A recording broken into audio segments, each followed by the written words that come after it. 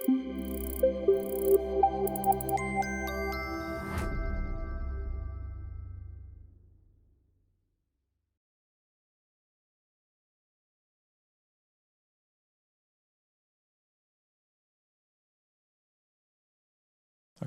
we're going to start. My name is JP Balarini, better known as JP. This is my first time at a RailsConf, sorry, and my first time speaking. So, thank you. I'm the CTO and co-founder at Eagerworks, where we are a Ruby on Rails based on Uruguay, dev shop based on Uruguay. And today, I'm going to be presenting faster websites, integrating next-gen images in your Rails apps. And I'm going to explain what this fancy title means. A little bit of background behind this talk. This talk comes from our work trying to improve the performance of our website. Our website is our presentation card for us, so we want it to be smoother, we want it to be faster. And one thing that we saw, since our website is pretty image heavy and has a lot of animations and stuff, we saw that improving our assets, our images, will translate into at least 1 second of loading faster times, right? So we wanted to improve that. So I'm going to show you what problems I faced doing this and the solution I took, which is basically creating a gem for streamlining this process. Okay, let's speak a little bit about web images and what they are. We all know what a web image is because we know JPEG, we know PNG, but these standards have more than 30 years. JPEG has, it's from 1992, so you can expect that in 30 years, something better should have appeared. Every year, new algorithms appear and new compression methods and everything, so in 30 years, something better should have appeared because in 30 years, it's like 84 programming years. So this is true. Newer image formats have appeared. The first one is WebP that was created by Google a couple of years ago. It's open source. I mean, it's royalty free. You can use it on your website today. And there is like the browser adoption. I took that from Can I Use.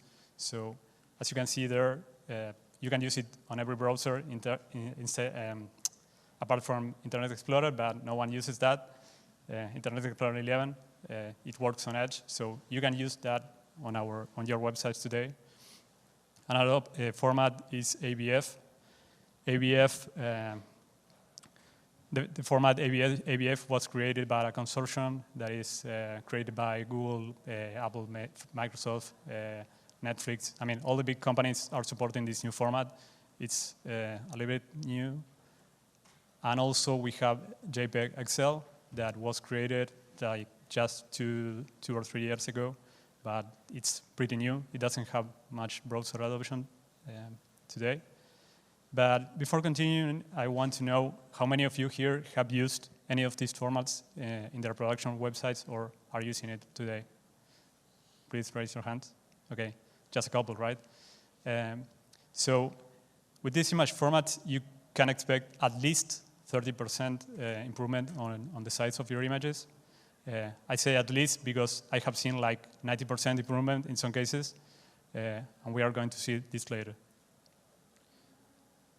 Okay, what is the motivation behind using these next-gen image formats? Well, the main motivation is to decrease the image size, right? Because this doing this has some important benefits that we are going to see. The first one is the loading times, right? If you decrease the image size, you're going to load everything faster. So this directly affects user conversion and how the user perceives your website. In our case, we want it to be pretty fast and smooth because we are a software agency. We want people to think that we can do fast things, right? I'm going to show some extracts from some studies. The first one is from Portent a couple of years ago. They saw that if you have an e-commerce, for example, the highest conversion rates on e-commerce occur on websites that load below 2 seconds. So if your website takes more than 2 seconds to load, you're missing money. On a similar note, for each additional second that your website takes to load, you are missing 5% of conversion rate. So that's money that you're losing also. Similar, Telefónica, which is a leading mobile provider in Latin America and Spain, they did a revamp of their mobile website, improving the performance by 70%, and they saw an increasing click-through rate of 31%. Really similar, BMW, another site revamp, they improved the performance. They saw a 4x in conversion, in click-through rates on their website. So this is pretty important, right? A second thing is SEO. SEO is search engine optimization. For those of you who haven't heard this term before, basically you can optimize your website so it ranks higher on Google. So basically, if you can do things to improve that ranking, right? So one of the things that Google takes into account to rank your page higher is loading times, right? So from a couple of years ago, I took this from Google's blog, so it's the real thing, because no one knows how the Google algorithm works, but we know a couple of things. Loading times is a ranking signal for Google, both on desktop and mobile. So you want your website to load faster. And the third one, and it's like the more direct one maybe, it's the cost, right? I mean, you need to store those images somewhere. You need to transfer that image, so you need to pay for that. And for that, we are going to do like a quick thought experiment here using Instagram as a case study. I took this number from Instagram, so 50K images are uploaded to Instagram every minute. So if we assume a 2 megabyte per image, that's a reasonable number, I guess. You will need to store at least 144 terabytes per day just to store images that users are uploading. And this is like a conservative number because you usually don't store only the image that the user uploads. You store multiple versions for different resolutions. So this number is really high, right? It's a lot of hard drives per day. Also, you need to take into account usage. I mean, if you are browsing Instagram, you are doing GET requests to a server, so you need to transfer that image. I did a quick experiment with myself, trying to browse Instagram for a couple of minutes to see how many images I was able to see. That's around 50 images per minute per user. They have 500 million active users, so this translates more or less in 1.5 million terabytes per day of network transfer. So, I mean, it's huge. So I did some math here. You will need to trust me. You can check the math after the conference, but it's something I went to AWS and to Azure also to more or less take some rough number, and this number is around in the order of between 40 and 70 million per day, just to store and transfer images. So because we need to assume a lot of things that are not public, but it's in the order of millions of dollars per day. So you would expect that a significant reduction, I don't know, 30, 40, 50% reduction on those sizes will translate into millions of dollars of savings per day, not per year, per day. So continuing in the same line, let's see a couple of more real examples that, I mean, you can check for yourself. Instagram. I went to their website, inspect the element, and yeah, they are still using JPEGs. It's really small there, but it says JPEG, and it's a JPEG. So imagine, again, how much they could be saving just by doing the conversion to a WebP or an ABF. Pretty similar. Elon Musk bought Twitter a couple of months ago, and he asked the teams there to cut infrastructure costs between 1.5 and 3 million per day. So I asked myself, okay, are they still using all the image formats? Yes, they are. They're still using JPEGs. So I wanted to know how much could be saved by this. So I went to Google Lighthouse. I don't know if you know that tool, but it's a Google Chrome tool. You can run audits on a website, and it will tell you, okay, your performance is this, it's a number, and by doing this, you could improve the performance of your website. So here it says, by serving images in an next-gen format, which could be WebP or ABF, you could be saving 1 second, right? 1 second of loading time. So every user could load the feed 1 second faster just by switching to a WebP, for example. And I don't know if it's big or not, but here are the top 4 images of my feed. It's a long list, but you can see there that it says for the first image it's 450 kilobytes, and you could be saving 421 kilobytes. That's like 90% of the image that could be saved by switching to that. But you could be saying, okay, these are just 2 hand-picked examples. What about if we apply this to entire internet? Well, Google did this a couple of years ago, like 30 years ago, when they created the format for the first time. And they scraped 1 million images that are somehow representative of the internet. They say that. I don't know what that means. But they scraped 1 million images, and they ran several compression algorithms on top of those images. And for WebP, they could get like 40% on average compression. So this number should be higher today because the algorithm has changed a lot, but we can expect at least 40% compression by just switching to one of these formats. Okay, even though we saw that there are a couple of image formats that we can use, I'm going to focus on WebP, which is the one that has wider browser support right now. And I wanted to use this in my Rails project, right? Our website, it's a Rails project.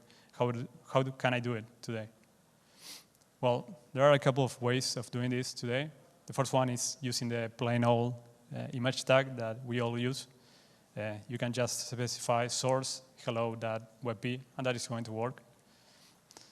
The image tag supports what is called resolution switching, which is you can specify multiple formats, and the browser is going to decide which one to use, depending, for example, on browser width. The thing with that is that the browser decides which image to use. So a couple of years ago on HTML5, a picture tag was introduced that is like a more robust version of the image tag that, apart from resolution switching, supports image fallbacks. So you can load first an ABF. If that's not supported, load the WebP. If not, load the PNG. And it also supports what is called art direction. What does art direction mean? Well, it's like resolution switching, but you can specify which image to use depending on the use case. And here, for example, I have an image of our website. So on the left, you can see that we are loading a totally different image than the one from the right. And we specify, okay, for this resolution, for this device, for this width, load this image and not this one. And the browser doesn't decide which image to use. So what does like a picture tag look like? Okay, this is a picture tag. It's like a picture HTML tag that is wrapping everything. Inside you can specify multiple sources and just an image tag. And the image tag it's going to load one of these sources depending if it's supported. For example, here you can see that we have a couple of media queries, so we can specify a lot of things on the first. For example, the first source, if the width is less than 600 pixels, it's going to load the first one. If not, it's going to load the big one. And if WebP is not supported, just load the PNG. And here's like the more complex example. Here we are mixing a lot of stuff. We are mixing media queries. We're mixing pixel ratios. We're mixing different formats. And the thing about this is like these kind of things that you used to do with CSS. For example, a couple of years ago, you had to hide some stuff. I mean, load 2 images, hide one, depending on whatever you wanted. You can do this with a picture tag. So I wanted to use the picture tag and WebP and everything on my Rails website. How can I do it? Well, I was a little bit disappointed at first to know that, Rails doesn't natively support WebPs or picture tags and everything. So it doesn't support, for example, conversion of WebP images.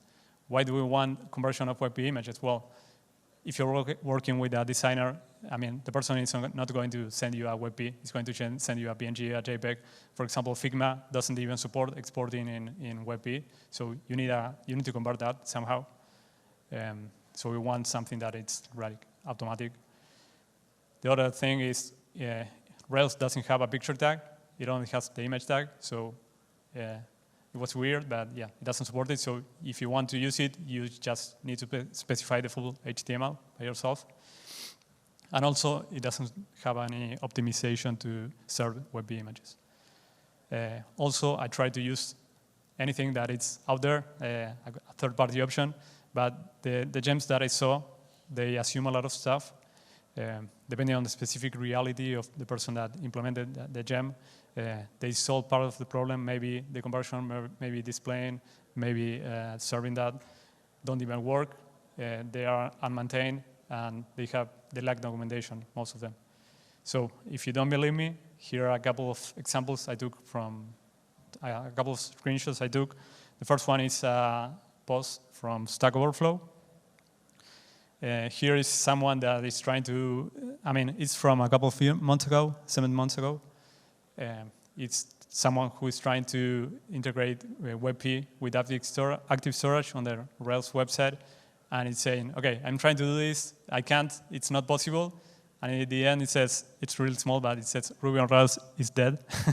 So it's funny. On the right, you can see other 2 gems that are the ones that have most stars. The first one is for CarryWeb. It says, this gem provides an ugly but working solution. I created it as an experiment. You have been warned. So, and the next one, it says, in my experience, the existing gems made questionable assumptions, which is the exact same feeling that I had while doing this. So it makes sense that there's not a silver bullet for this problem, because there are multiple problems to solve, and each one could be solved in a different way depending on the specific reality that you need. So you might need to convert the images to WebP, but maybe you don't because you are converting that somehow in another way. You need to handle both static and dynamic assets, which means assets that are on the asset images path folder and assets that maybe are uploaded by users or by a process or whatever, which are handled by active storage, for example. You also need to display those images, so you will need a picture tag for this. So you want to support multiple formats. You need to serve this. You need to handle the asset digest, which is tricky. I don't know, maybe you have some option that works only in production, but I want this to work also in development. So there are a couple of problems that will arise with this. So these are the options that I had. The first option was, okay, maybe we can use something that is already there, maybe a gem. These are the top 2 that had most stars. The first one doesn't even work. I tried to use that with Rails 6, it doesn't work. So the last commit was from like 4 years ago, 5 years ago. The next one, it had a bug with the asset digest. I tried to use that, it had a bug. I had to clone it, fork it, find the bug, fix it, and at the end, it doesn't even fit my needs. So there wasn't an option that fitted my needs in this case. The second option was like, okay, maybe we don't even want to convert this because maybe we can maintain our WebPs alongside PNGs, and that's it. But yeah, we need to solve the dynamic images. We need to solve the serving them, displaying them, whatever. The third option was that I saw out there was like, okay, maybe we can have something that converts this on the fly or whatever, but I saw also some people that were doing like an Nginx redirection, for example. So if you requested a JPEG, for example, I do a rewrite of that request and serve you a WebP. But yeah, this doesn't even work on development. You still need to display the WebP image with a picture tag. You're not solving the dynamic assets and whatever. So the fourth option, and it's the one that I took, was like, okay, I need to solve these two problems here.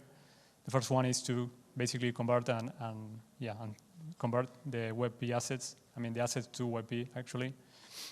This means handle the static asset problem and the dynamic assets. And also, I wanted to display this. So we need a picture tag. I wanted to like solve 3 use cases here. I wanted the user to have like the full, I mean, if the user wanted to specify everything, he could do it with a picture, with a block, for example. Another option is like, I want the option to automatically infer everything from the existing assets. So you can specify an option that says, okay, convert to WebP, and that works like magic.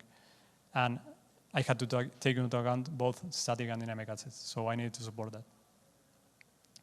Okay, so I wanted to build this. How can I do it? Well, the selected approach I took was for the WebP assets, you can do like an enhance on a rake task. So basically, I do an enhance of the as per compile task. I had a couple of options for doing this. The other one was to do a transformation on sprockets, but that was complex. And actually, this is going to be migrated to prop shafts, so it doesn't make sense right now. So I use it as a rake task. And the dynamic assets are handled in a different way. I wrote some helper methods for this. So you can integrate this with carry web, for example, and active storage. And for the picture tag, I wanted to support the 3 use cases I mentioned. So you can pass a block, so you have full control on what you are generating. You can pass an array, so an array of sources, and this is going to handle automatically by the picture tag. And also, what I said before, automatic inference. I mean, you just pass add WebP option, and that is going to work.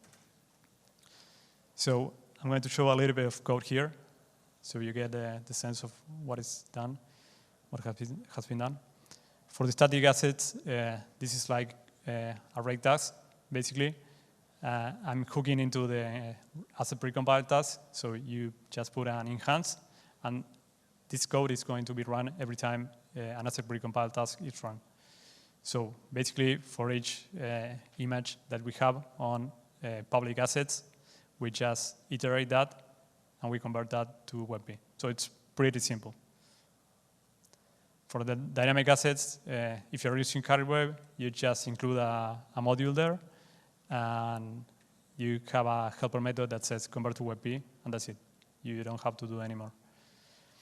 And if you're using active storage, just convert WebP, format WebP, and you have a variant that is a WebP. There's a little caveat for active storage. It's like you need to enable BIPS, which is a image processing library, but it's just a configuration on Rails. It's pretty simple. Well, the picture tag helper. I'm going to show you first how it looks like and then how it works.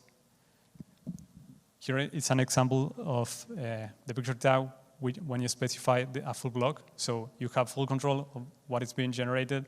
It's pretty similar to what it ends up being generated on the picture tag. You just specify a block there with the do, and that's it. You can specify multiple sources. What about if you have like an array of elements? Well, you can just pass that, an array of elements of multiple image formats, multiple resolutions, whatever. This is going to be generated as multiple sources. So again, pretty simple. And the option that I like is like, okay, I have my image in PNG. I just put the image in PNG, add WebP, true, and that is going to generate the WebP automatically.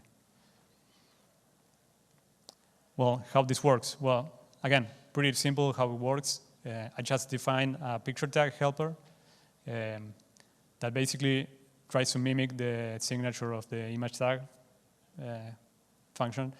So it receives a source, some options, and a block that can be optional.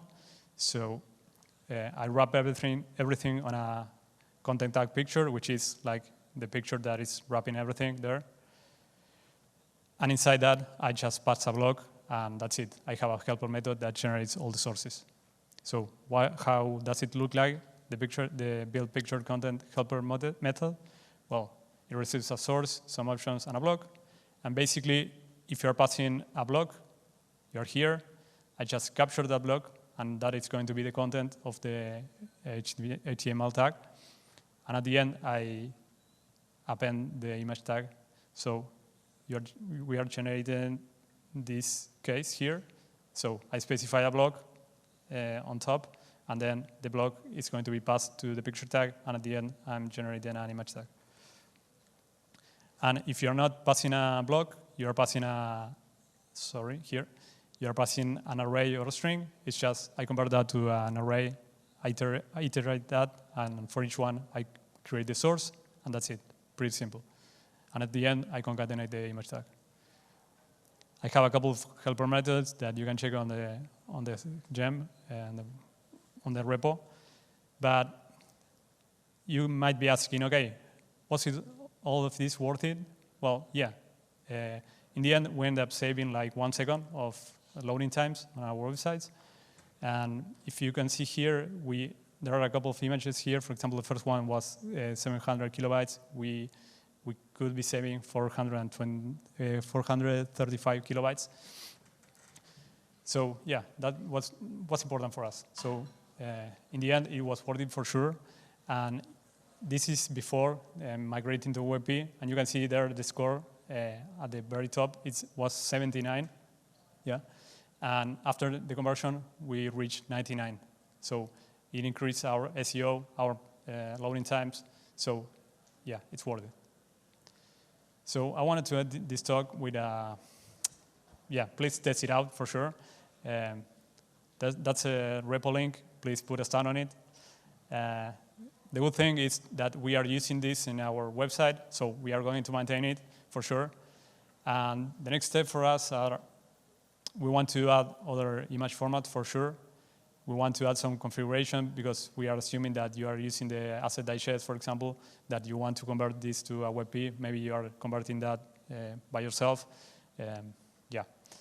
And I want to end this talk with a reflection, which is sometimes Rails falls back behind some other frameworks or other technologies until some big name like DHH, GitHub, Shopify, whatever, needs to use that specific case on their platform. And this was like a real specific use case that we wanted to improve. And it took me like 100 lines of code and some of my time. It wasn't that hard. So I think that we can all contribute to this amazing framework and make it better. So this is an invitation for you to make a new gem. And that's pretty much it. Thanks.